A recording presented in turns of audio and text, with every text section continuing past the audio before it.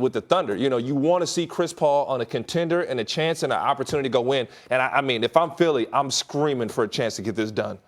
I'll tell you this. We both agree on one thing. Oklahoma City should not be as worried as they might feel today after losing an unprecedented number of stars.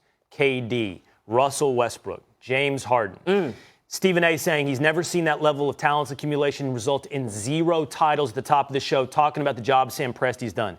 Oklahoma City is chock full of draft picks. They own the draft, along with New Orleans, going forward. And that ammo, I want you to think about what that ammo means. It doesn't mean just drafting a bunch of young dudes. It means having the ammo to trade for the next disgruntled star. Whoever that is that needs to move next time. They're going to be ready. They're going to be ready. I'd like to rebuttal what Stephen A. said. And Stephen A. essentially went out and said, how do you have that amount of talent, 3 MVPs on one team, and you don't win a championship or you don't make things happen? At the time that I was playing in the NBA and those moves were made, you won with a power forward center and 2 scorers, essentially. And they played that style of basketball where Durant and Westbrook would shoot volume shots. And the thought process was, we don't need more scoring. We need more defense. Defense and rebounding won you championships. So they moved on and made the move for Kendrick Perkins. They committed to Serge Ibaka rather than James Harden because we didn't value scoring the same way in the NBA that you do now.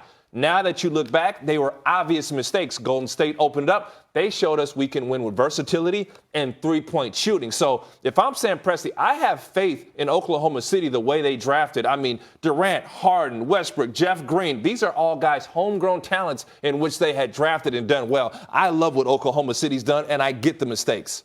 Well, we did ask Twitter to weigh in. We asked everybody to say what they thought. Who won the Westbrook CP3 trade? 64% said the Rockets. I will say this about the Rockets. I've drawn questions today, I think appropriate questions, about how this works on the basketball court. But as an experiment in asset management, I love Daryl Morey's risk tolerance. And if it doesn't work, Russell Westbrook is a better trade chip for the Rockets going forward than would be Chris Paul. So if I'm right that this is going to have trouble fitting together on the basketball court, Houston can come out of this with more having brought in Russell Westbrook than having Chris Paul. They were stuck with Chris Paul's contract. The only mistake I'd say he made is not reaching out to Trevor Ariza in free agency and trying to make something work and happen. We got a lot of questions to answer. One, will the Rockets mesh? Also, where will CP3 land? You know we're going to have all the reactions and fallout here on First Take. We'll check back in with you next week. For now, Coast to Coast coming up next. Thanks, guys. All right, let's get it coast to coast and Bill Cream alongside Carrie Champion. I thought about you yesterday because the Rockets now are even more legitimate in the West. How you feel about your Lakers now?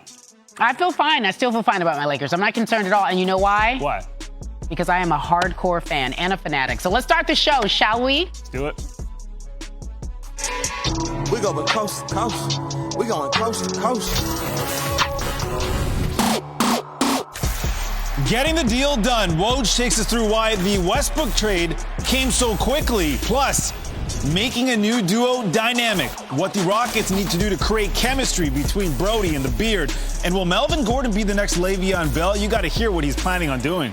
Sports Center, coast to coast. It's where you come when you want the most. Every city, every state and time. Get ready, we about to break it down. James Harden and Russell Westbrook together? Lord have mercy.